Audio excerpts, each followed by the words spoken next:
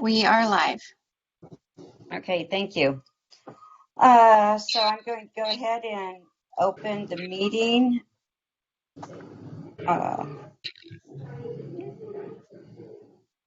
Okay, so do you read the announcement first and then I read the introduction, or do you want to do the roll call and then read the announcement? Whatever you prefer. Okay, why don't you go ahead and do the roll call and then do the announcement, please? Of course. Member Crawford? I'm here. Member Gouster? Here. Member Lewis? Here. Member Lowry? Here. Member Silvera? Here. And Member Ebbett? Here. And you have a quorum. Oh, good. And then with that, I can read the announcement. Okay. In compliance with directives of the county, state, and Centers for Disease Control and Prevention, this meeting is live streamed and closed to in-person public participation. Temporary procedures are subject to change pursuant to guidelines related to social distancing and minimizing person-to-person contact. To make a verbal comment at today's meeting, dial 916-875-2500 and follow the prompts to be placed in the queue for a specific agenda item or off-agenda matter. When the chair opens public comment for a specific agenda item or off-agenda matter, callers will be transferred from the queue into the meeting to make a verbal comment. Written comments are always accepted. Send your email comment to boardclerk@saccounty.net. Your comment will be routed to the board and filed for the record. Okay, thank you very much. Okay, welcome to tonight's meeting and thank you for coming. My name is Diane Ebbett and I am the chairperson for the Orangevale Community Planning Advisory Council, also known as Orangevale CPAC. The CPAC members are volunteer citizens appointed by the Sacramento County Board of Supervisors. The council shall be adversary only to county agencies. The purpose of the CPAC is to encourage citizen participation in the planning process, provide local forums to develop and propose community goals and objectives, to serve as a local sounding board for new proposals offered by county staff and other, and to assist the county planning agency and the Board of Supervisors in carrying out approved community plans and county's general plan. The function of the CPAC may include updating community goals and plans, develop and propose community improvement programs, review and comment upon proposed amendments to the general plan, specific plan, zoning changes, conditional use permits, and related zoning matters. Advisory recommendations are forwarded to hearing bodies, including the zoning administrator, the subdivision review committee, the county planning commission, and the board of supervisors. Our meetings are always open to the public. Courtesy notices are mailed to the property owners and occupants within 500 feet of the project based on the address on record and posted on the county's website. And may I have an introduction of the CPAC members?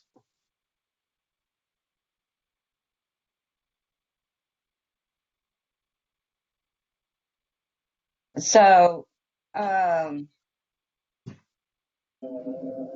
Member Silva, do you just want to introduce yourself? Member Lorraine Silvera. Okay, next. This is Bob Crawford. I'm sorry, go ahead, guys. This is Bob Member Crawford. Okay, I'll call out the names. Member Golster. Member Sue Golster. Lowry. This is George Lowry. Hello. Hello. Member Lewis. Hi, this is Bob Lewis. Member Crawford. Yes, this is Bob Crawford. I'm vice chair. Okay. And we've already heard from Silvera. Okay, that's it. Our procedures here tonight will be as follows. Calling of items by chair, planning, staff overview of entitlement request and process. Okay, I don't think I need to go any further. Stephanie, would you like to, chairperson ask the clerk to call the first item? Certainly. Item 1 is the SB2 Housing Production Streamlining and Acceleration Amendments to the General Plan, Zoning Code, and Countywide Design Guidelines Workshop. And this is an informational, non-voting item.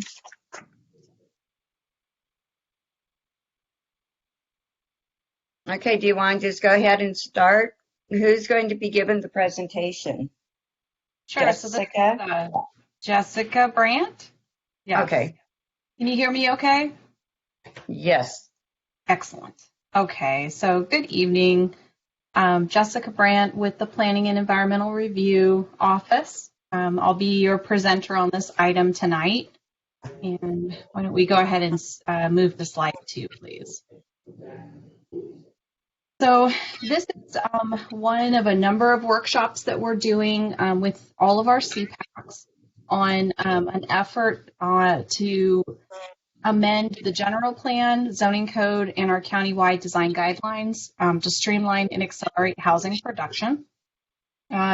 This came about because the Office of Planning and Environmental Review received grant funding through the state called the SB2 grant in 2019. The goal of this funding is to encourage the development of plans that streamline multifamily housing approvals and also accelerate all types of housing production. So, sorry, I'm hearing a little background noise. Thank you. So we began this effort by reviewing our existing zoning code, general plan, and design guideline language related to housing. We also looked to gather feedback from community stakeholder groups, specifically those like the Building Industry Association and Housing Sacramento, which is like a housing forward group that was provided during our housing element update process, which is also a large kind of effort that came through CPAC review over the last year. We also held a workshop with the local chapter of the American Institute of Architects, or the AIA, to also give us some feedback on potential amendments. And after doing all of this gathering and analyzing, we identified key areas for amendments that we're outlining for you tonight. We're not going through the actual track change document with the CPACs. We felt like bringing areas, like key areas that we're looking at and sort of the direction we're looking to go made more sense as far as being able to get you guys as a sounding board to get the pulse of what makes sense moving forward, to eventually go to our workshop and then into hearings. So the key areas that we're looking at include amendments to the zoning code to address development standards, allowed uses, and review processes related to housing developments, amendments to the zoning code related to new state mandates around density bonus programs, amendments to the multifamily design guidelines to comply with new state regulations requiring objective design standards for multifamily residential development, and then also some supporting language for in the general plan that is, sort of policies that support some of this updating that we're doing with the zoning code and the design guideline. So the way that this workshop is structured, I'll go through all of these key areas, and at certain times I'll stop talking, I swear. I'll stop talking and kind of ask for a little bit of feedback on specific things that I've touched on in that area. If that works for you, Chair. Otherwise, I'm happy to just go through the whole presentation, and then if folks want to just have the discussion at the end, that can work too.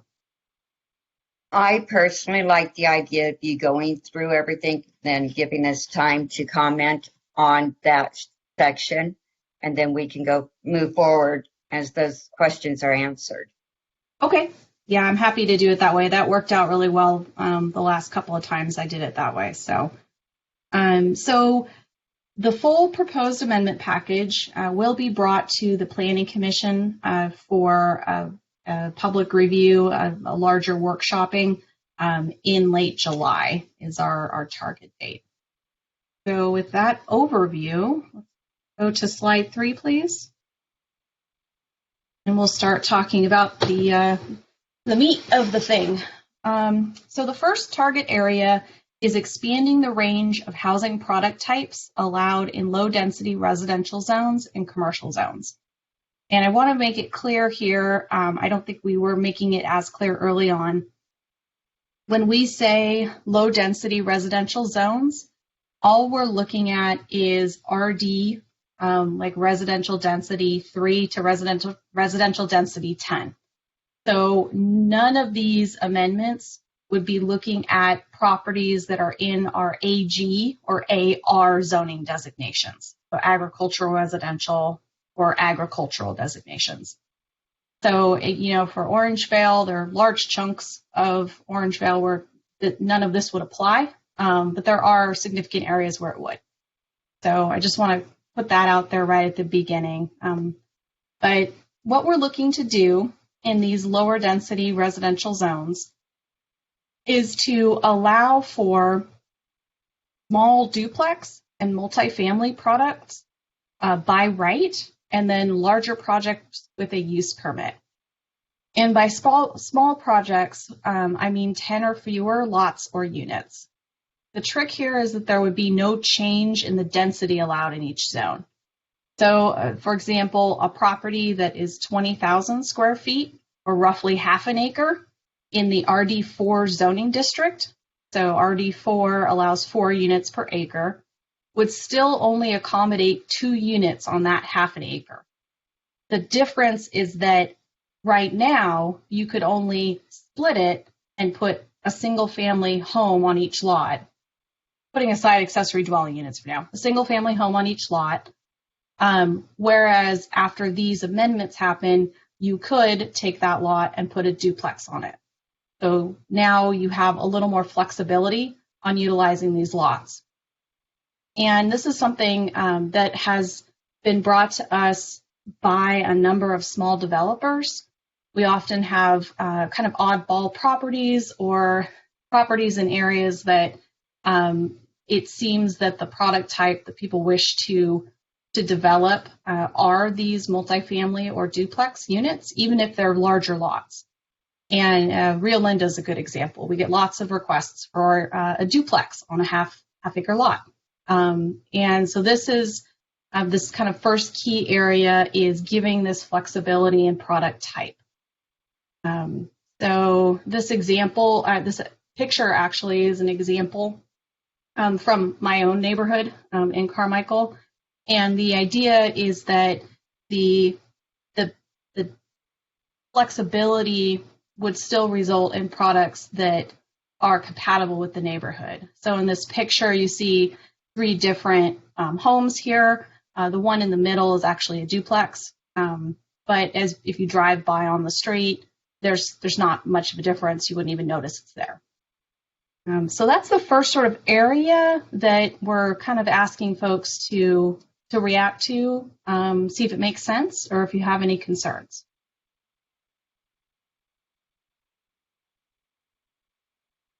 Okay, this is Bob Crawford. I do have a couple of questions. Is this the time we're supposed to do this? Yeah, this is. Okay. Yep. One of the concerns I have is in this summary document that you had, and we're talking about projects up to 10 units and less, and all that is done by right. Can you talk a little bit about what that does, or what's the intent of doing it by right? that basically means that it, to me anyway, basically means it doesn't go to the CPAC. It just continues its process, and we will never see it. Is that correct? Yeah, so the difference would be if I think you would see anything where there would be lot splits. So if you do have a piece of property and someone is looking to do duplexes on lots, and they can make the density work, but they still have to split up the property. A lot split is still an entitlement, and so that would still have to come to the CPAC. So I think the difference. But that would, when that comes to the CPAC, that's just going to talk about the split. It's not going to talk about the housing that goes on top of it. Yeah. Okay. Yeah. So that would be the difference. Mm-hmm. Okay. So if we have a homeowners association that has in it that you can't do these kinds of things, does this override the homeowners, authority in doing this? I don't know if this would. I don't think this would come into play if you have a homeowners association. If someone had a large lot and they wanted to create a duplex on the lot, is that sort of the thought? Yes, that's the thought, that you have. Maybe you have a lot of lots. Maybe you have a bunch of large lots in the association, but the association only has the requirement that you can only have one house on the lot. Right. The question is, does this override that? It's just my question. No, I mean, this would be an allowance in the zoning code. But if their property is part of a homeowners association, and the homeowners association restricts the type of units that are allowed on properties, this wouldn't override that. The trick is that for a homeowners association, that's a private agreement between properties. And so it would be a civil matter between the folks in the homeowners association to then regulate that. So there would usually be by like a lawsuit or something like that. So It wouldn't override. The only thing I know that overrides is, I think I've done this CPAC roadshow a couple of times with the accessory dwelling units, and the state has explicitly prohibited homeowners associations from prohibiting accessory dwelling units.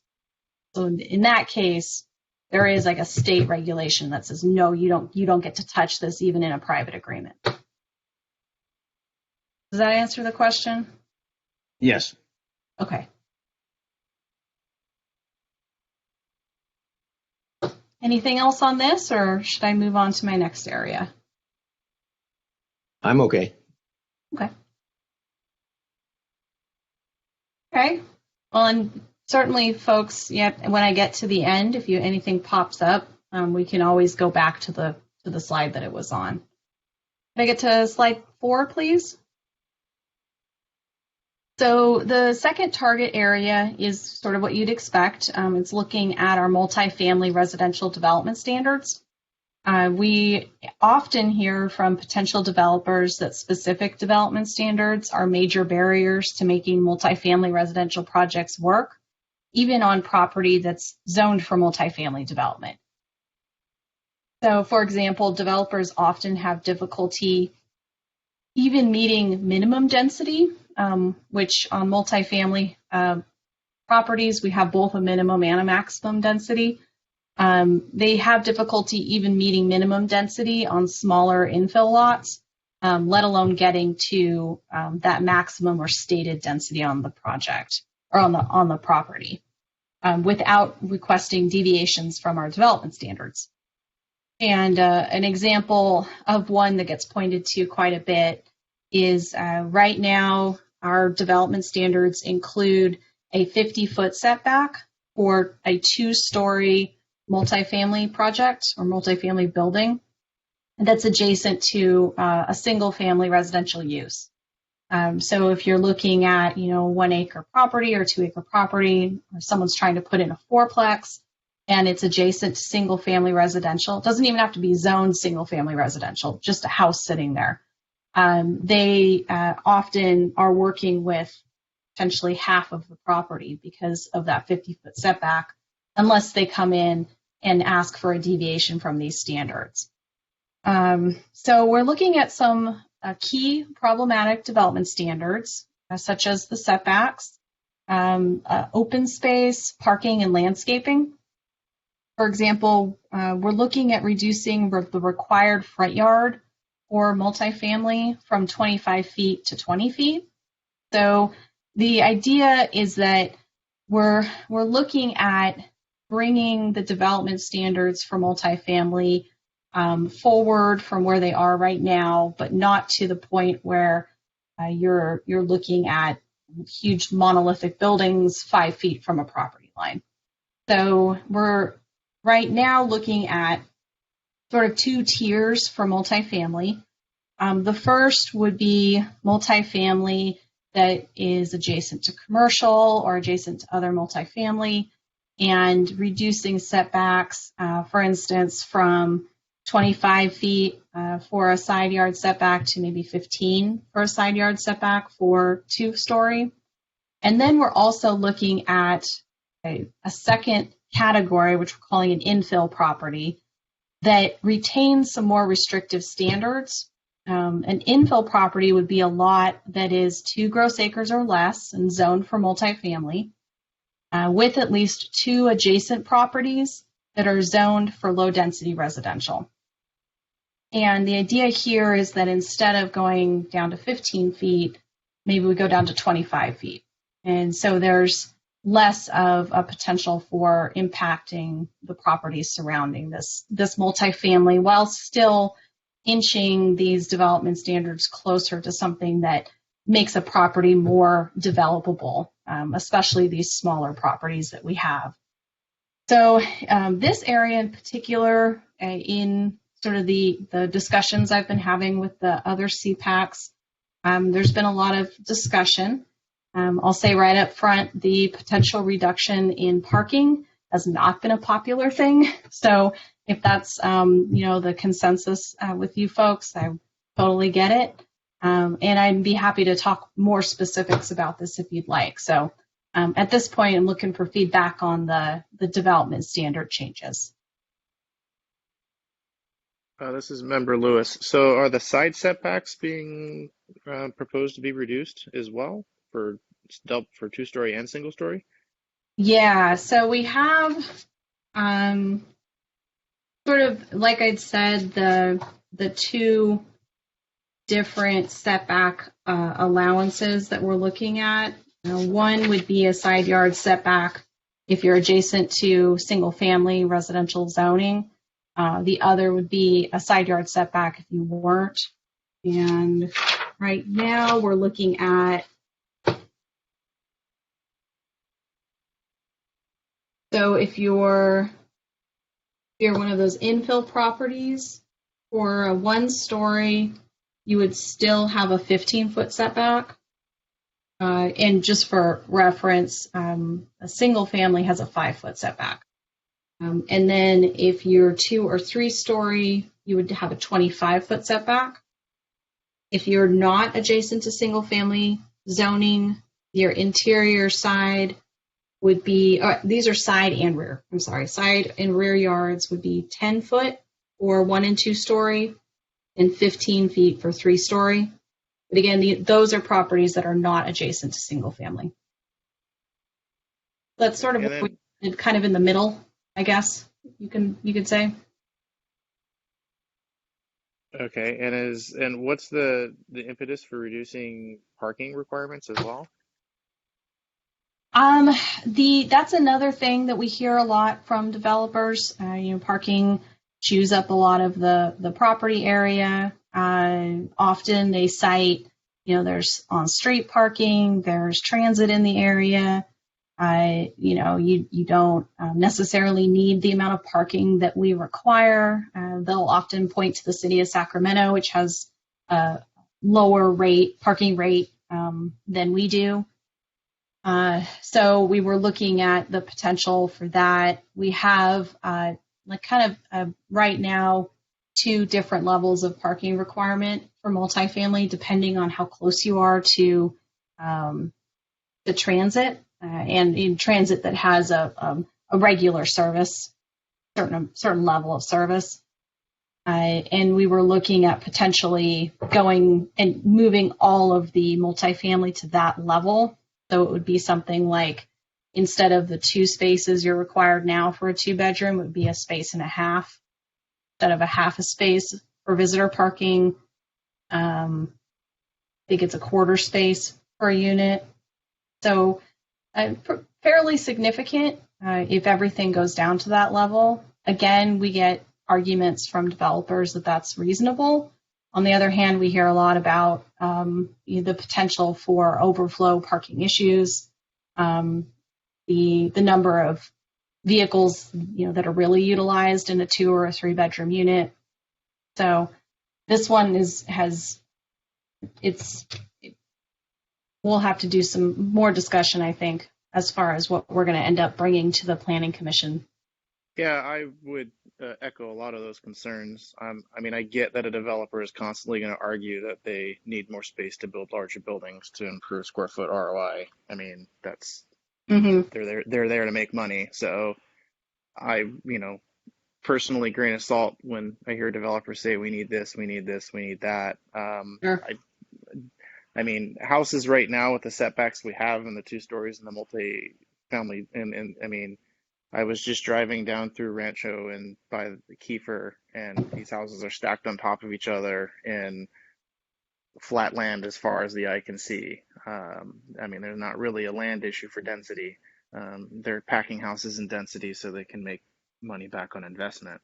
I would rather see the setbacks retained and the parking space requirements retained, and find other incentives through lower water use yards, or garage sizes with 220 hookups for electric vehicle charging as incentives into multi-family developments, for reduced fees or reduced taxes or something along those lines. I mean, I think within the code, I could see something like that being way more effective to promoting development while still retaining quality standards and not stacking houses on top of each other. And reducing parking is just never a good idea. Cars are not going to go down. I mean, you get a 4-person family with 2 teenagers, and you've got 4 cars and a 3-bedroom house with maybe a project car. I mean, you've got 4 or 5 cars. And in Orangevale in particular, I mean, we have a lot of 2-lane streets where a lot of these RD3 and even where RD3 and RD4 is. And if you were to take RD2 and split them, or AR2 and split and rezone into an RD3, these are all on 2-lane roads. They need the capacity within that acreage of where they're building, because there is no street parking available. The streets are not wide enough. That's all good feedback. Thank you. Hi, this is Chairperson Ebbett. I have to, again, echo what he has to say. How many families are 2 income? I mean, husband and wife both go to work, so they each need their cars. I just don't. It's, again, to me, greed is what it comes back to, because they just want more money rather than thinking on their tenants who are going to be renting those apartments. I just think it's horrible that they want to reduce parking space. Working families, that's a good point. Any other thoughts on multifamily development standards? This is Member Galster, and I echo those concerns also, and would prefer that we not, as a county, push parking out to streets and roadways. on our multifamily developments, I really would, I think that, that it's unrealistic to cut down on the parking requirements that we already have in place. So I do echo the other members. Thank you. This is Member Silvera. I actually echo everybody else as well. I think Orangevale is a little bit different than Sac City. We don't even, we're just now getting some sidewalks on some of the streets, but there's really no parking. So again, that would be my issue as well. Thank you.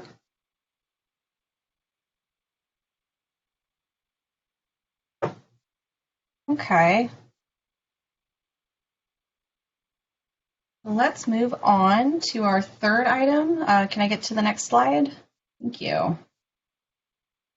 So this is the third target area, and it is the process for requesting deviations from multifamily residential development standards. So currently, deviations require approval of a special development permit through the Planning Commission. And this is, it's about a 6 to 8 month process, or 8 to 10 month process, I suppose now. And it can be $15,000 and above to request a deviation. That's any deviation from a foot off of that 50-foot setback to asking for zero lot line. And this is something that has been looked at as a major barrier to get properties developed, especially with our multifamily standards as they're currently written.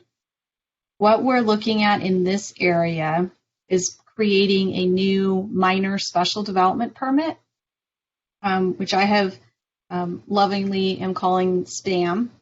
And the SPAM can be used for a limited number of deviation requests from multifamily residential development and design standards, and for deviations from accessory dwelling unit standards. We would set this up similar to what we have right now, which is called a minor use permit. So the decision for a SPAM would be made by the planning director after analysis by staff and a public comment period. So with a minor use permit, there's a notice that gets sent out to property owners and tenants within 500 feet of a property. And after a 2-week period, the comments or concerns are gathered, the request is reviewed, and then a recommendation from staff is made to the planning director. So at this minor level, there's no CPAC hearing, or meeting. But there would be an appeal available for any approval for this minor special development permit. And it is also subject to CEQA review. So it's considered a project under CEQA. It's been a good process for minor use permit requests. This seems like a streamlining potential here. We're still looking at the extent to which we would use this special development permit at the minor level. We're looking at either limiting the number of deviations that someone can request at this level or the extent of deviation before they would have to move to a higher level of review. And that higher level, we are also proposing to move from the Planning Commission level down to a zoning administrator level, which would go through a CPAC meeting and review, and kind of the more standard entitlement review process. So the kind of feedback we're looking for here is, does this seem to make sense as kind of a streamlining tool to have either a limited number of deviations or a limited amount of deviation done at this minor level? So I'm hoping just a little feedback on that. Hi, this is Chairman Ebbett again. I just have concerns because it really doesn't specify what the deviations are. It's just saying, well, this may be minor, may not. There's nothing here to say what they are for us to say, yeah, that's a good idea, or no, it's not a good idea. Who's going to determine what they are and the amount of deviations one can have? And then when are they going to determine that? So what we're looking at is more of just the concept of this minor special development permit, and then whether we should be looking at perhaps a cap on the amount of deviation or number of deviations, and then the actual language, I guess, would be brought to the Planning Commission for that workshop. I would say that something like 2 deviations, and then you trigger up to a zoning administrator review, or 25% of a development standard, and you would go up to the zoning administration level, seems to make sense to me. That those are sort of small enough requests, small enough changes, and then maybe carving out some of the items that may be more problematic. So, for example, we were just talking about parking. So maybe parking would be kind of off the table as far as a minor special development permit request. So, we're still in that stage of trying to flesh out just what you were asking. What makes sense here at this level? Hi, this is Member Lowry. One of the things I would ask is, presumably there are other municipalities or county governments that are further along in this process. Maybe Elk Grove, maybe Roseville, maybe Folsom, who knows. But I think it would be helpful to see if we can get our hands on that language as to use as exemplars and get a sense of what are commonly the trigger levels, whether, by price, by whatever the criteria are. But some sample language, I think, would help us all understand a little bit more. Yeah, I think that makes sense. I think, Chair, that's what you were saying too. Oh, sample language. Yeah, exactly. I think that Sacramento County is a bit unique. We do have our multifamily go through more of an entitlement process than a lot of other jurisdictions. You'll find there are others where they will go through a design review or something like that, but it's not necessarily going out into like a community review type of thing. So I'll see what I can find and include that in with the workshop, just to get a lay of the land, I guess, right? Yeah, I think what I'm getting at is we don't want to. I mean, streamlining the process has merit, but we have to be careful that it does not come at the expense of the county's ability to exercise review, control, and where necessary, remedies. So, but I don't think anybody's proposing it. We just, lean back, fold our arms and lean back in this process. But again, I want to see what kind of controls and remedies other organizations have used to make success more likely. Got it. So this is Member Lewis. So is the idea behind this to replace an existing process or to supplement the process to streamline? So this would replace the existing process to a certain extent. The idea is that right now everything goes through that fairly high level of review to go to the Planning Commission, and this would piece it out. So at a certain amount or level of deviation request, it would go through this minor level.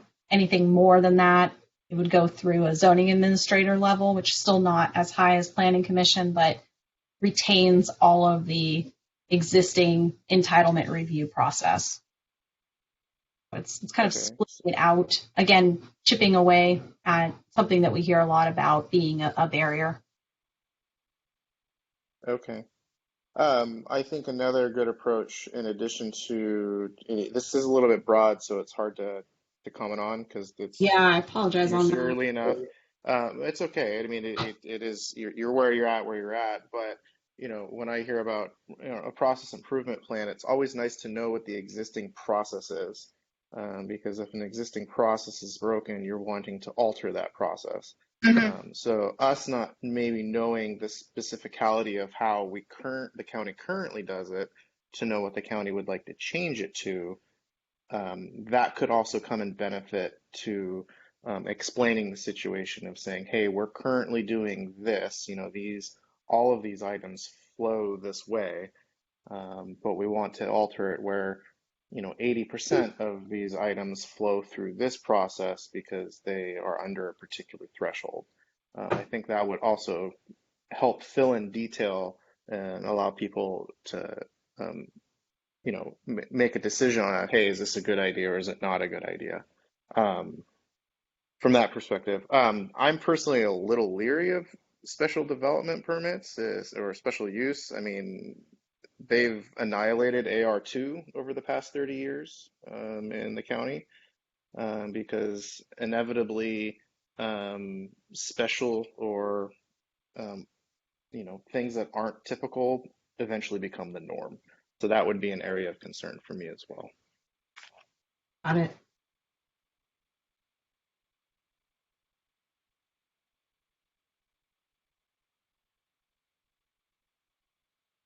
All right, writing some notes. Anyone else on this item? I think I'm hearing getting language from other jurisdictions, some sample language, a little more specificity, which we'll do for the larger workshop. It does sound like just limiting the scope of what this minor special development permit might entail is probably supported, clarifying our current process, and then just looking at the special development permit with an eye towards what it could potentially, I suppose, invoke over time if people start looking at it as more of a standard than an exception. So thank you for all that feedback. Let's move on to our fourth area. So this area is zoning code language related to density bonus programs. This area is unrelated to the other amendment areas. I'm going to repeat it. It's unrelated to the other amendment areas. It only pertains to multifamily residential projects that have regulatory agreements to serve certain target populations. So I'm going to pause here and ask if any of the members would like a little more background on state density bonus laws before I get into what we're looking to change.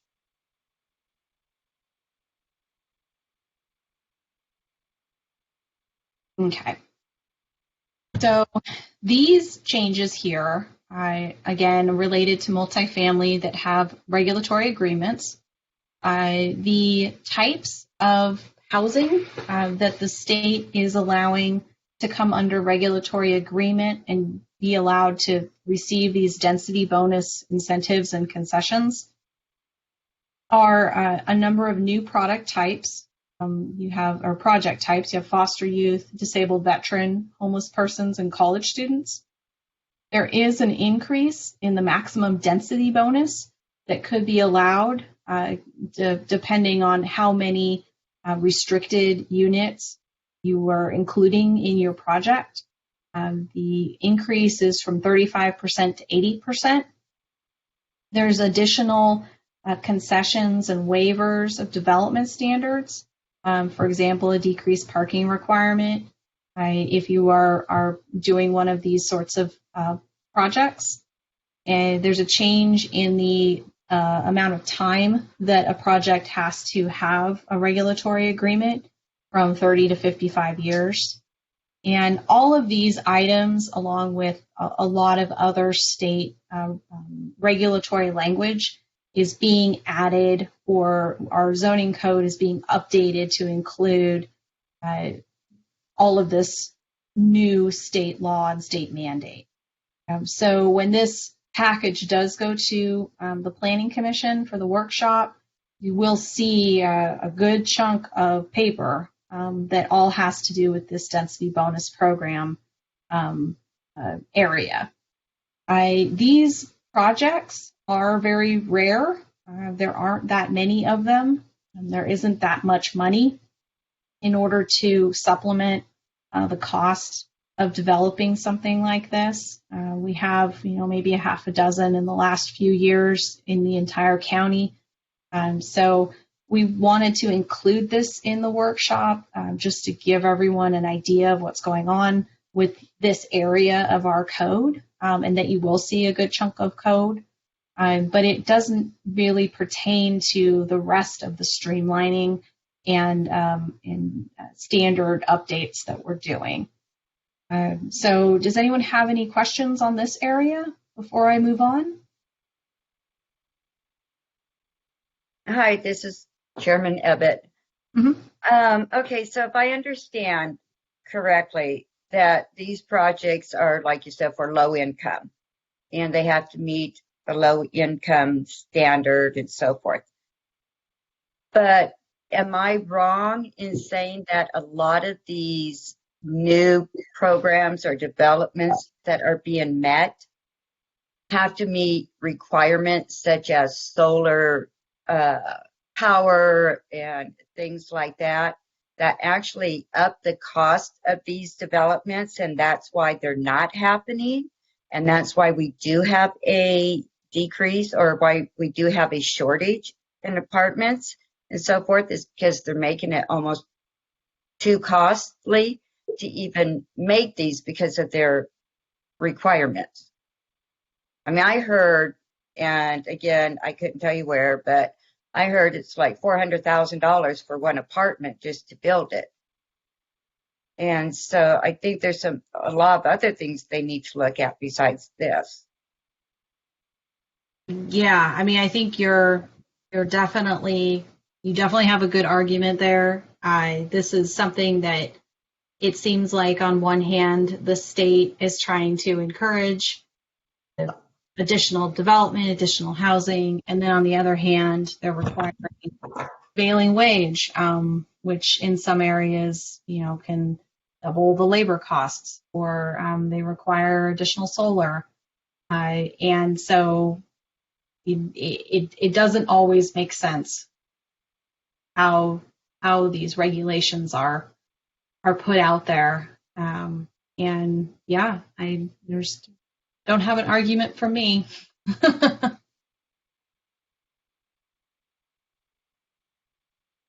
Thank you. Yeah. Anyone else have questions on the density bonus item? Okay.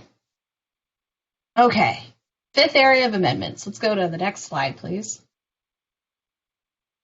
So this is another area, you'll probably kind of get a little bit of a theme here, that is, we are acting on after some recent state guidance on how local jurisdictions can review multifamily housing. We are required to review multifamily housing. If we're looking at the design, we have to use objective design standards. So right now, we have our design guidelines, our countywide design guidelines that include a section for multifamily housing. And the guidelines are fairly subjective. We're looking at context, fit, is it compatible? So, for example, we'll have a guideline that says a fence or a wall needs to be compatible with the surrounding area. Well, that's different people have different ideas of what's compatible when it comes to design. And So the state legislation requires us to move something like that into more of an objective standard. So instead of a compatible wall or fence, it's the wall or fence shall be only wrought iron. And so it becomes kind of more of like a checkbox where there's no debate on whether it's a wrought iron fence, it's wrought iron, it's wrought iron. And so what we're doing to address this mandate is taking our multifamily design guidelines and making them into design standards. And so we're taking a lot of what we have already as guidelines and moving them into that objective sort of realm. And then we're also looking at the potential to add some standards that may help also with trying to marry good design in with the changes that we're making to our development standards. So if we're reducing a setback, let's say, for our development standards, the design standard would say, there's additional perimeter landscaping that's required.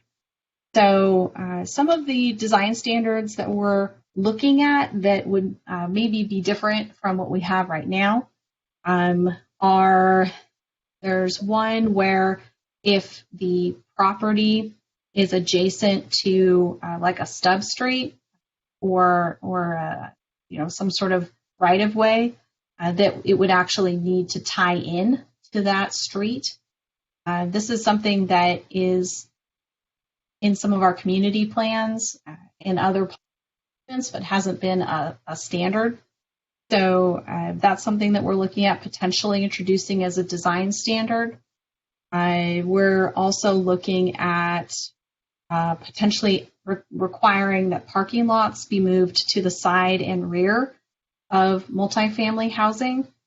Again, if we're looking at reducing the front yard setback, that should provide them additional area elsewhere in order to parking and kind of bring the property closer to the street. You kind of see an example here. I think this is an area down in the south, and you have the units facing onto the street and then parking more at the rear. And then we're also looking at the potential for either no perimeter walls adjacent to the right-of-way or wrought iron fencing, or in something like this situation, a low wall to create some private space in the front. Still, again, this is another area, and my apologies, we don't have all of the language nailed down still. So we're kind of bringing this to the CPACs at a conceptual level. But we're curious if you guys have any reactions to the potential new standards that I've been talking about, or anything else that you think may be useful in drafting these design standards. This is Member Lewis. Yeah, going from subjective to objective, I think is the wrong direction. I think you're just creating more bottleneck that the other areas are attempting to alleviate, especially getting down to a per material selection. I mean, as an example, if it was a 2x4 wall, which you wouldn't necessarily build, no one would be able to afford to build that right now. So it doesn't really take into account of material swings. I think guidelines can be nice, but I think if guidelines get too tight, they will harm development. There's a great program in the UK. It's a TV show. It's called Grand Designs, and it was The Street. It was called Grand Designs The Street. And what this community did is they sold these plots to people and let them design anything as part of a more global community plan. So the streetscape was correct, but all the buildings looked different, and they were all very architecturally pleasing, whether you like the design or not necessarily. So I think tightening up design is kind of the wrong direction in my opinion. Well, that's interesting. If you want to check it out, it's the Grand Designs, The Street. You can find it. It was an old Air Force land use. I think it was 50 acres. It was a fairly large, as large as maybe even 150 acres. and they were bringing it back into private use and trying to spur development. And so they built the whole streetscape out and with community planning of where stores are going to go, where the houses are going to go, density levels, and all that stuff, and then sold the plots to people with a foundation, and then allowed them to build basically whatever they want. And they followed the first 7 people building it, and all 7 of them were unique designs, and it spurred development. So I think there's other areas in the world and within the country that are following more of that approach that actually can incentivize development. Yeah, I think I do appreciate the comment that, while we're looking at trying to meet this brief from the state, we also don't want to include design standards that may result in additional cost or functional issues for the properties. So that's a really good point too. Thank you. Yeah, I'm also thinking specifically of a multifamily development on Diablo, just north of Elkhorn. We pass it regularly going to our daughter's house. And so to compare the photo in your slide here versus the front elevation, if you do a Google Streets of this apartment building, the front and apparently the back doors all open up onto Diablo, and the only thing that breaks up the view shed from the street is about a 3.5 or 4 foot high, poorly maintained white picket fence, and it's just complete, like, zero privacy. Whereas the visual blocks created by these short solid walls, I presume they're concrete block walls with a little wrought iron fence, really does give a person a sense of a defined, private-ish space. So, I mean, those are elements we could look at. But as I say, there's an apartment building on the east side of Diablo, just north of Elkhorn Boulevard, which would be the counterexample of how not to do it. Mm-hmm. I'll take a look at that one. Yeah. Yeah, I think both Member Lewis and I have our own stalking horses. And mine is concrete language, concrete examples, and language which has specific trigger points in it. Mm-hmm. But You can that's have just specific. Go ahead. Sorry. No, I was just going to say it's after 35 years in a technical occupation, and at some point things stops working. We optimize into non-functionality. Well, I'm in the technical field too. No, I understand that, and I do agree with having some language of specificality, but I think getting so you can have design guidelines. I think guidelines are a good way to go, and if you want to enforce a concrete wall for sound abatement and privacy on a public street, include that in the zoning. But when it comes into design, saying it has to be a wrought iron fence. I mean, does it have to be an inch and 3/8? What if wrought iron is 6 times the cost and I can't even get it? What am I supposed to do? I just think that is too much level of granularity. Yeah, I agree. That's having sat on the Placerville Planning Commission for 4 years, and I was up there with a bunch of other commission members who were not at all shy about requiring certain elements. So. Any other thoughts on the design standards or design in general?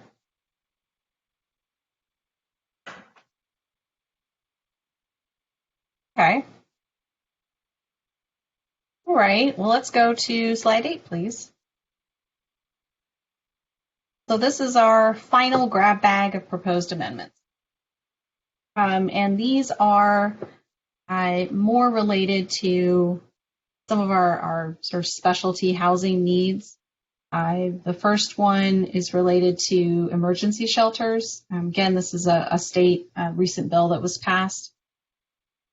And it requires jurisdictions to allow what are called low barrier navigation centers in all zoning where we allow emergency shelters. A low barrier navigation center is kind of an emergency shelter with supportive services, sort of a way you can think about it. Someone comes in, they can get triaged, they can get connected to services, and then there's also the ability to stay there for a certain period of time. Emergency shelters in Sacramento County are only allowed in 2 zoning districts, general commercial and light industrial, so GC and M1. So that's where these low barrier navigation centers would be allowed as well. And then there will be some modifications to development standards that apply to emergency shelters, again, consistent with state law. The second portion is what they're kind of being called permanent supportive housing. We need to add a definition or add definition to what we have right now related to permanent supportive housing, and make sure that our code is consistent with the state requirements related to this. And permanent supportive housing you can think of as like group homes, residential care facilities. It's now encompassing a wider range of sort of group living arrangements when there's some sort of supportive component. So you can think of a sober living facility that would be considered permanent supportive housing, and permanent meaning that someone stays there for more than 30 days, and that's something that local jurisdictions there's more of a push from the state for us to allow these pretty much anywhere we allow single family residential, and then with the same sorts of restrictions that we would put on single family residential. So we can't put additional restrictions on these sorts of housing, this sort of housing. And finally, we're looking at some modifications to our procedures to address Senate Bill 35 and Senate Bill 330, which streamline housing development projects, either by limiting the number of hearings, processing timelines, and level of review. I know there were some recent changes to CPAC bylaws, and then there's also a change when a housing project comes through. You kind of get one bite at the apple, I think is how they put it, where the housing project can only come to the CPAC once, because then it needs to move on to the rest of its hearings. It can only have so many meetings. That's one of these bills that was sort of behind that change. So these are all items that we'll be including in this package, again, dealing mostly with changes at the state level and making sure that we're in compliance where we need to be. Any questions on those items? Okay, well, this is George. I'll go first for a change. Sure. This puts me very much in mind of the, this is, I guess, this describes the ministerial process. I don't know how much room there is from the official county planning point of view but there have been stood up in various areas in the county what are called homeless assistance resource teams. Elk Grove's had one for a number of years, but to our particular interest, a homeless assistance resource team specifically for Orangevale is being instantiated. And any CPAC members who are interested to see, what it is they're trying to do there, vis-a-vis these, emergency shelter and permanent supportive housing.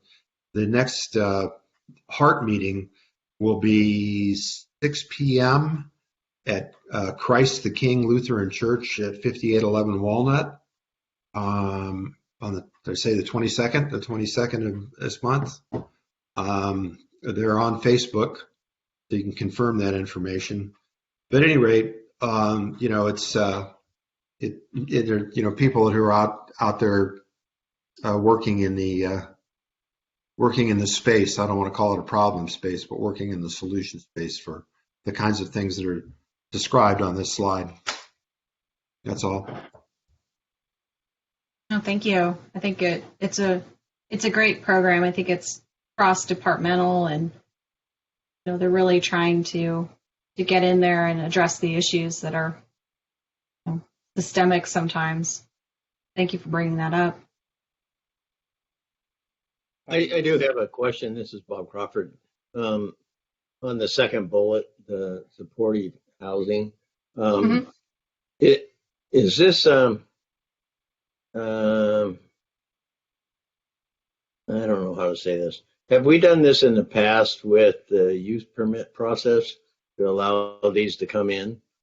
Is that what we're where you say permanent housing? maybe I just need a definition of that. So we don't have the definition for permanent supportive housing yet. I think the state sort of uses that as a catch-all term.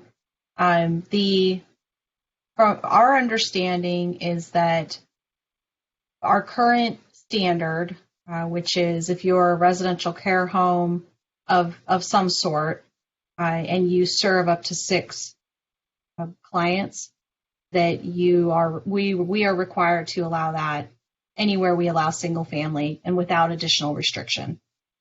Our current standard is that anything more than those 6 clients requires a use permit.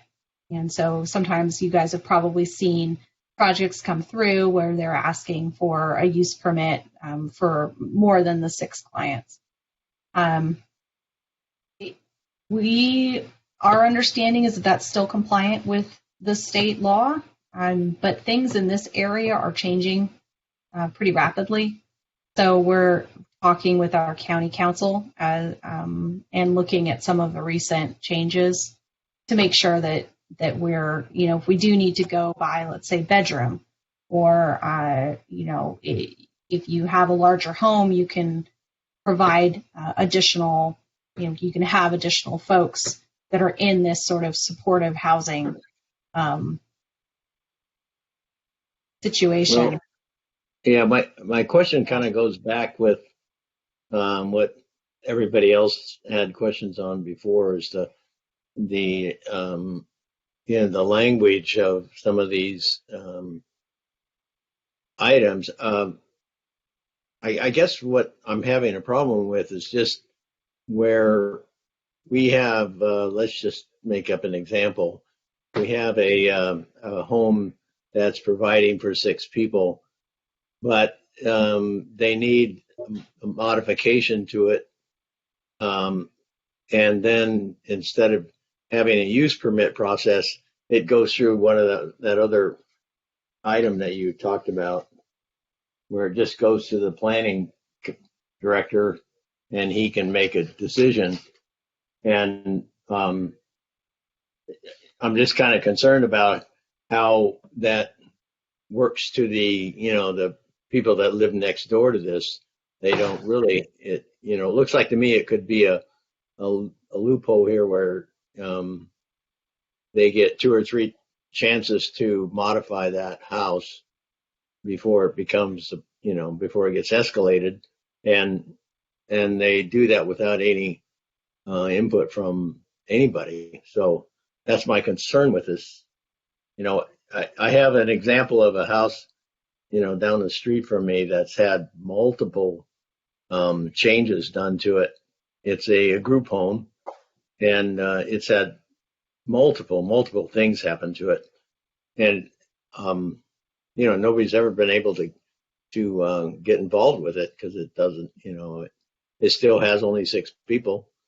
And, but, lots of things have changed to it. So that's my only concern with this, is how we, I guess, need to see some definition of these processes in place. So I guess that's annoying. I'll shut No, up. that's actually, I had not thought of that. So that is a good, I'm writing that down because that's not the intent of what we're trying to do with the minor special development permit or the other sorts of allowances for multifamily. I think we need to be very clear on what would be considered supportive housing versus multifamily and where we would draw the line on what gets to go through that minor special development permit process. Yeah, I agree. Yeah, for sure. Thank you for that. This is You know, Member I'd Lewis. add, Oh, I'm go ahead, sorry. sorry. I'd add to Bob's comment that, you know, a lot of times these things arrive completely shrink wrapped and ready to go out of what we used to call, where I worked, legislative intent. So that's, you know, that's how, no matter what your feelings are on it, you know, a piece of manufactured housing can go on a lot by right. There's some other things that go on by right. And this 6-bed facility thing, I think, is also something that's allowed by right. So I don't know if you don't want to particularly scrutinize any particular type of development, but you know, if the 6-bed shelter is proposing to do something completely different with you know, with the architectural elevations around the thing or the street facing side, or they want to put you know, mercury vapor lighting all around the perimeter of the place, then there needs to be some oversight of that. I don't know how you get there. I think part of it is being clear that those sort of lower level review processes wouldn't apply here. Right now, for example, those supportive housing, those residential care homes, we have them under our single family category. And so probably to kind of close this loophole as we make it very clear that, you know, no matter how many folks that they might be serving or how many rooms in there, if they're doing additions that get them to the point of being more of an institutional use, you know, then that triggers them into that institutional review, and that's a use permit. Or if they're trying to utilize these multifamily allowances, you know, they're really not, because they're all one group home. So they can't sort of pick and choose, if you will. And then if they're, you know, doing a lot of additional work, asking for deviations from setbacks, that would trigger that entitlement review as well. So probably something like that. I can see responding to that without kind of running afoul of state law. Understood. Thanks. Thank you. This is Member Lewis. So, question around this, clarification. So, when it's saying allow in residential zones consistent, is that limited to RD3 plus, or would AR2 also be within that? Because you can technically put a single family home in an ag res zoned area as well. Yeah. So yeah, it would be anywhere, and this is not new. The residential care home requirement, that the requirement that we permit residential care homes, that it basically provides services for either those who can't live on their own or those who need additional services or have some sort of disability. That's not new. That's been state law for a while. Up to 6 people. Yeah. And it's basically, in any zone that allows a single family home. I think the real change here is who is the population being served. And then whether we can regulate by bedroom or by client number is really kind of what we're looking at here. Sure. So, but I'm seeing a conflict in language between this of, you know, allowing it, and if a single family home can go on that zoning, then a care facility can. But in AR2, even if it's below 6 beds, you need a special use. So No, right now it's allowed for AR2. If it's 6 beds or less, it's allowed in AR2. Okay, I must be remembering wrong then. Okay, then never mind. No, it's okay. They may have more. They may have had more beds in the one you're thinking of.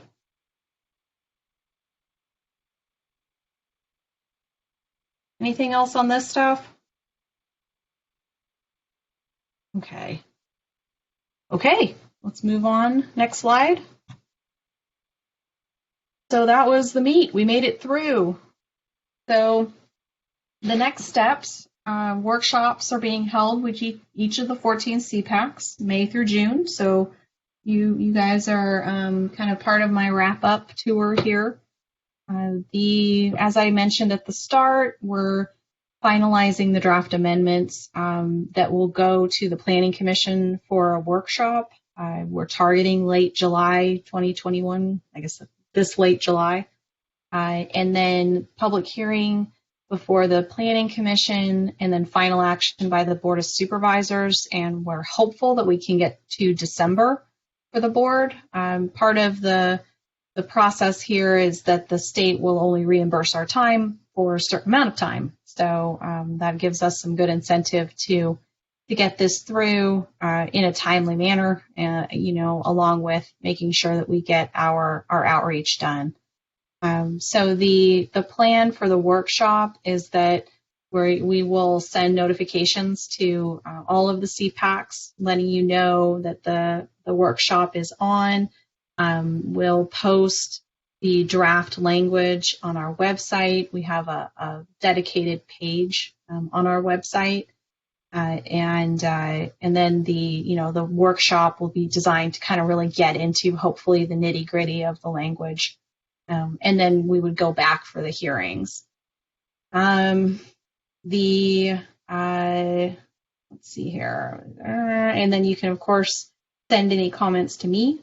There's my email if you have anything that we didn't discuss tonight.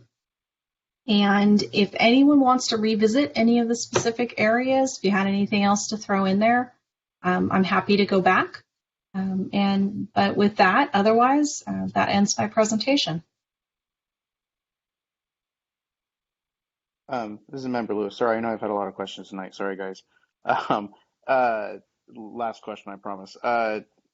Is there any, it seems like the county's doing a lot of updates to general plan and community plan, streetscape and all that. Is there any push or any thought to updating the community plans? Because more and more and more, you've got conflict of language between the community plan and what even some of the stuff in the presentation tonight around density and style density and from an Orangevale perspective. And we mentioned in a previous meeting, those community plans desperately need to be updated so that they conform with the general plan, because you've got great conflict in language and spots at this point. Agreed. I don't believe we have a specific project to update the community plans at this time. We do have, the state did provide us with some additional grant money that we just got word that we qualified for. And I know there's going to be some additional work there. We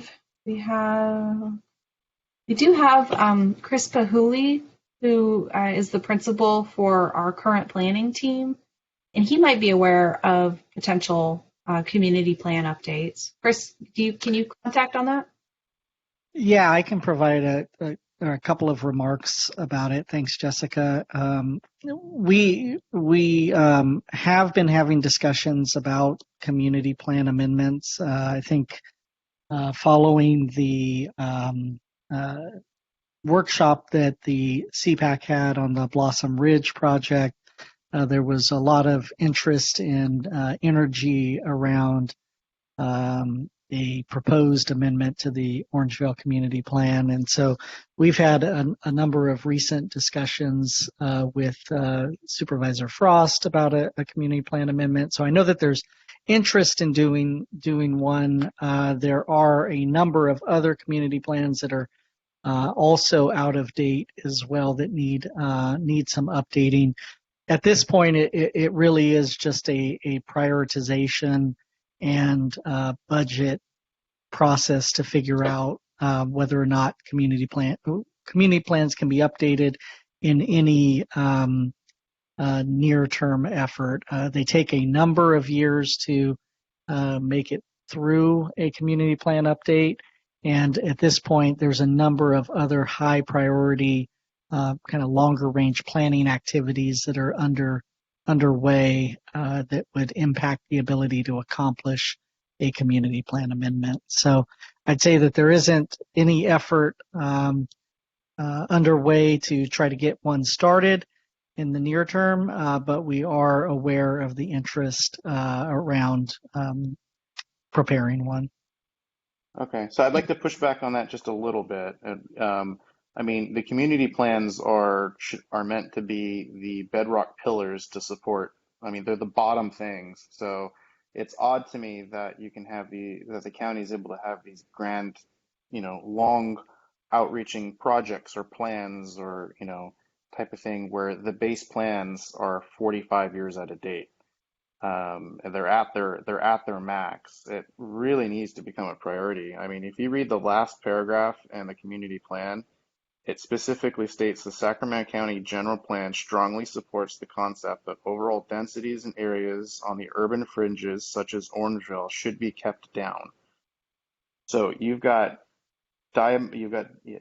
language that is directly opposed to what we heard tonight within a plan that was supported by community. Now it's old. Something needs to happen. They need to be updated because we're talking about streamlining, and I understand there's pressure from state laws to do a lot of this stuff, and I totally respect and understand that pressure on that side. But with the Blossom Hill as an example, we're going to consistently run into these flashpoints because you have a community who's wanting this particular plan that is now wholly incompatible with the county plan. Thank you. Member Silvera, I totally agree with them. Our community is unique, and I just feel like none of this really goes with our plan.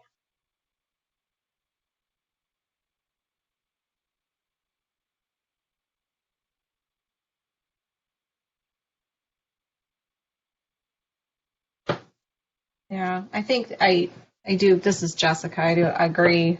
There is a need. You're not the only community where the community plan is out of date, and it does create that discord between what we're trying to do with some of these updates here and the plan that we should be looking to as a long-term blueprint for the area. Definitely agree. I feel like different areas probably have different. Orangevale is really different from other communities, so I feel like our community plan probably should be updated soon. It should be a priority. I agree. Yeah, and some of the stuff that you guys are proposing are progressive and very positive. And so I don't want to sound too negative when arguing against this needs to be more of a priority. But one of the things you're talking in a multifamily with reduced parking when it's closer to public transit. We have no public transit in Orangevale. So if you're reducing parking, there's just so it's a broad standard, there's no public transit here. So it's things like that. I mean, we have a fairly broad county with a fairly broad demographic and geography. And so those community plans can help support these progressive measures in a positive fashion and create community feedback that can work their way up. Yeah, and support them in a community-focused capacity. Totally agree. Yeah. I absolutely agree as well. Well, that's good feedback.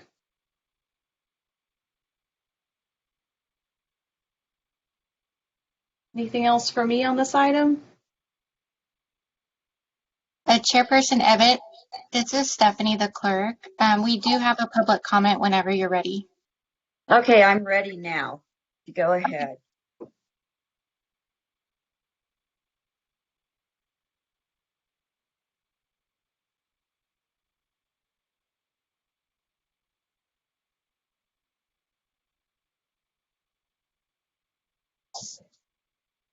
Okay, go ahead and start with your public comment. Yes, this is Sharon Brunberg. I'd like to first say I really appreciate hearing the CPAC comments and feedback. You guys really did a good job of listening and having some really decent comments. I have to laugh that they consider RD10 to be low density. In Orangevale, we consider that high density. And I also agree with the CPAC comments that the parking, the reduction of that, I consider being blight, that would end up with cars lined on the streets, as well as safety issues with cars that prevent people from viewing egress and ingress. I am concerned with on slide, I don't know if Jessica can answer for me, but on slide 3, it says no change to density allowed. So I don't know if you probably can't respond to my question, but I'm assuming that this is for product types in, they call it low density, RD3 to RD10. So the product types wouldn't really affect our A1 or A2 property, with the exception what I heard at the end of the meeting was when we talk about design standards, no, not design standards, a single family home, it does affect our AR property. But as far as a lot of the product types in here, I'm assuming this by right allowance is for the 10 lots or less. So our AR zone properties would not necessarily be affected by this, except for the exception call out that happened in a later slide. And somebody commented on the allowing supportive housing. Yes, 6 beds or less is allowed by right. Greater than 6 beds is a special use permit. And the community plans, yeah, they did conflict with this presentation. And as far as I know, there's no budget or plan to update those. But I am concerned with looking at how the single family home definition in some of these slides is affected by the new design components. I agree that if one of the CPAC members said the new process, it would be nice to show the replace processes to show the changes. I get that the county is going to do track changes of their code and their plan and their housing element, but that becomes cumbersome to go see how they're changing the old process to the new. I understand the need to just show it in the track changes because I've seen those before, but it would be nice if in the presentation to the Planning Commission, you show what the old process was and that you do the new process. And I also agree with the CPAC comment about the design standards. To be specific that the fence has to be wrought iron or it has to be wood, I agree that being subjective, it has to be compatible is better than being specific. I just don't think that works for everybody. And I agree with a lot of the comments that Orangevale is different. And we don't have a lot of places where multifamily apartment type complexes would live unless they're on Greenback Lane, which most of that has been built out. But still, I think careful consideration of these changes should be considered by all county CPACs and membership. But I do have a question is, can somebody at the county tell me how these specific changes would affect our AR zoning for 1 acre AR1 or AR2? It doesn't seem like it does, but I want somebody to specifically answer that question. And that's my comment. Thank you. Chair, I'm happy to answer the question. It's a workshop item. Yes. I'm sorry. Go ahead and answer the question. Okay. Jessica. So, yeah. So the expanded product types would not expand to the A or the AR zones. So this would not affect the A or AR zoning. The single family residential definition and the residential care homes, that's existing, and it looks like it will remain as is. So that 6-bed will remain as is. The real change for us is what population can be served as one of those residential care homes. So, yeah, this wouldn't affect the A or the AR zones at all as far as these different product types. So hopefully that answers the question. Thank you. Okay, do we have any more comments? That concludes your public comments. Okay, thank you. Mhm. Anything else? There wasn't This is- anything. I was Go just ahead. going to say, this is Member Galster. And Jessica, I really appreciate the time, effort, and explanations that you've given us. I feel like this evening has, again, just provided us with a wealth of information, and I really appreciate it. Thank you. Yes. You guys gave me a lot of really great feedback. I appreciate that too. Okay, so are we done here? I don't believe there is anything else on the agenda. Am I correct? We do have our miscellaneous items that we can go through. Okay. Next item on the agenda is a staff update if we have one. I don't Again, have. yeah, this is Chris Bahuli. We don't have a staff update today. Okay. Your next item on the agenda is council member comments. I will say at our last meeting, we had talked about, a group that's involved in Orangevale that is just primarily what they are, and I can't remember what they call themselves, but you guys asked me to check on it. And really all this group is they're not official group of any sorts. All they do is they get together once a month and have coffee, and they just talk about events that are happening in the community and things that are going on. They have no official capacity to anything. And I know you guys had talked to me about maybe having them come and speak, but I really didn't invite them because after talking to Brad, there really wasn't anything there that they do. They just kind of meet and have coffee. Are you talking about Remember that? I'm sorry, go ahead. This is Lorraine, Diane. Are you talking about the glove? No, it's not Glove. It was different. It sounded almost like a collaborative group where people from different groups get together and just say, hey, this is what's going on this month with us. This is what's going on this month with us. Hi, this is Member Lowry. Are we talking about the Orangevale Community Council? That could be it. But when I talked to Brad, he said it wasn't much of anything. Do you have are you on the community council? Yeah, I'm an Orangevale resident member. Mm-hmm. I bugged Brad until he created that special position for me. So, they have, meetings periodically. But, they're not even to the, level of the Chamber of Commerce. Okay. Yeah. Okay. Yeah, that's what I thought. And you guys just kind of talk about different things that are going on in the community, correct? Yeah, I think a good example would be like Marilyn Edwards is starting up the Orangevale History Project again.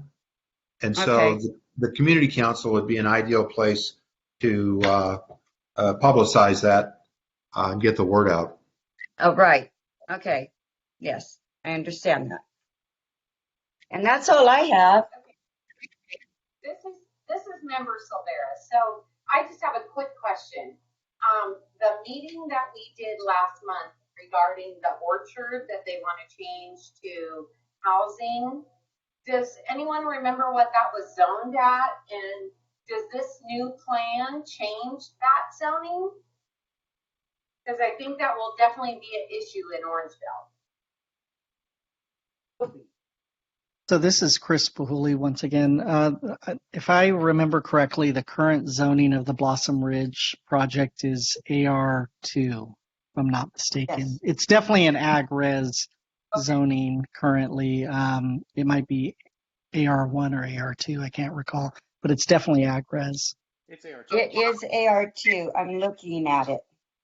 So not in this change. This is what it says in the information from last month. A community plan amendment and rezone from the existing AR2 to the proposed RD3 and RD5.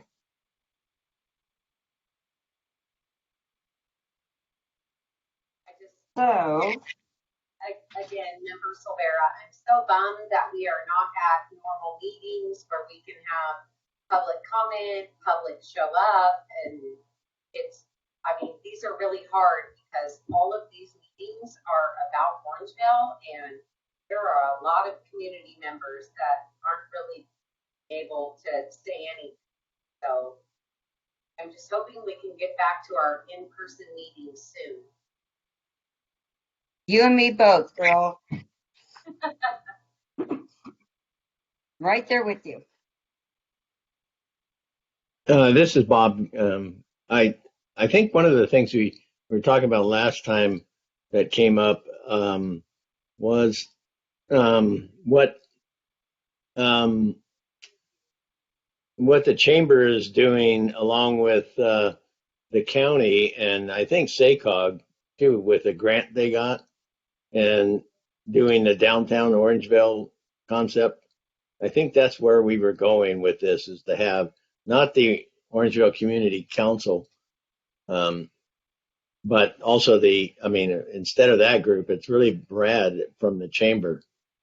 I think what we were trying to do was to get some kind of a response from him of what was going to happen with this effort that they were doing, the chamber and Sue Frost's office, and I think the planning department and SACOG and a bunch of players there. I think that's where we were going. During the public comment, we got one email. Is it true that Sue Frost has her meeting tonight? Yes, she had her meeting tonight. I feel like that's a conflict of interest.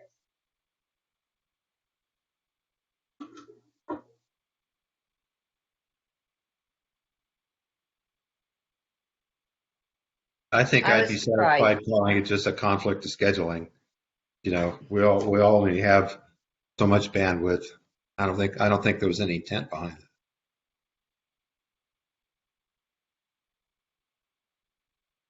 So Stephanie, where are we looking at now on the screen?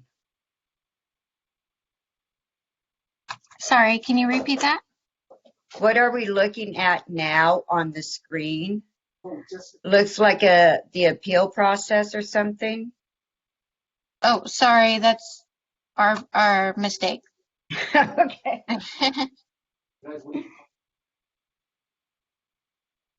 Well, it's even bigger now. I know it. Okay.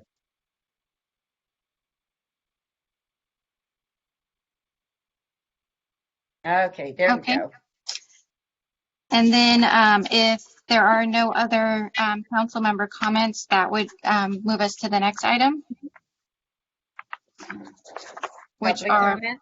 public comments, and we do not have any further public comments. Okay. All right. Well, have you heard when we can start meeting in person again? Not at this time. It's still in the works. Okay. All right. Thank you. Mhm. Okay, if there isn't anything else, then we will adjourn the meeting. Diane, I think you did a great job on your first meeting. Well, thank you.